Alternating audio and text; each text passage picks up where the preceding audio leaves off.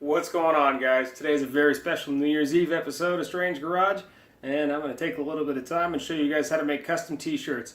This one just so happens to have my face on it. Anyway, check it out. Hope you guys enjoy it.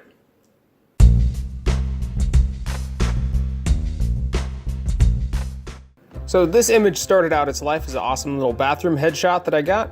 This one is actually specifically for this t-shirt. I didn't have this one just lying around, if that makes it any less creepy.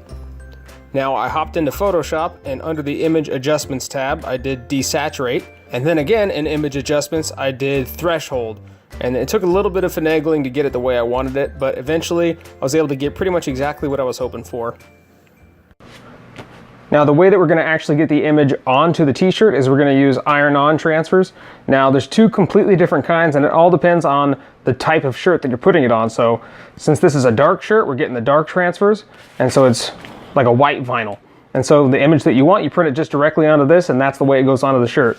If you're doing it on a regular t-shirt that's not dark, you get, instead of white, it's kind of like a transparent, but you need to invert the image, so you need to flip horizontally, and you can do that in Paint or Photoshop. Pretty much any program will be able to do that for you, but that's very important, as you need, if you're doing it on a non-dark t-shirt, you need to flip the image. But since this one is going on a dark t-shirt, we don't need to flip it.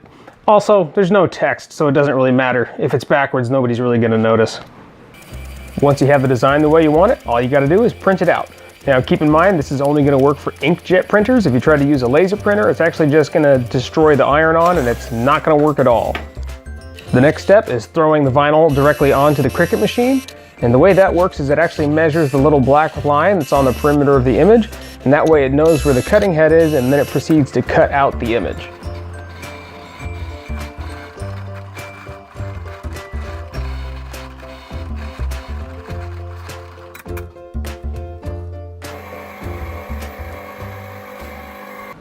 Now, if you don't have a Cricut machine and you don't really feel like spending the money, you're in luck, because it just so happens that not only is there a competitor for Cricut, they've been around a lot longer and they're actually quite a bit cheaper. They go by Fiskars. Yeah, these actually work great. You do not need an expensive machine. These will work just fine.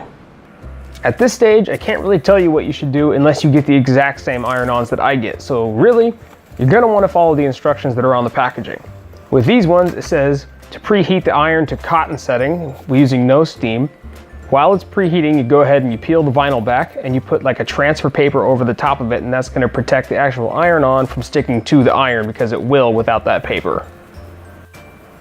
Once the iron is preheated, just do your best to keep it moving so you don't burn the vinyl, and on the instructions it says to keep it moving for about a minute, and that should be enough time to have it completely adhere to the t-shirt.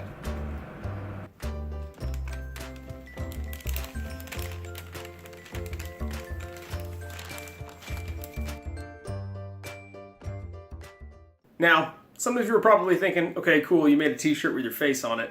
What exactly makes this a special episode of Strange Garage? Well, it's kind of interesting timing, because today happens to be New Year's Eve, and today I reached 1,000 subscribers on YouTube, and I understand that that's a pretty small milestone, but it's kind of a big deal for me.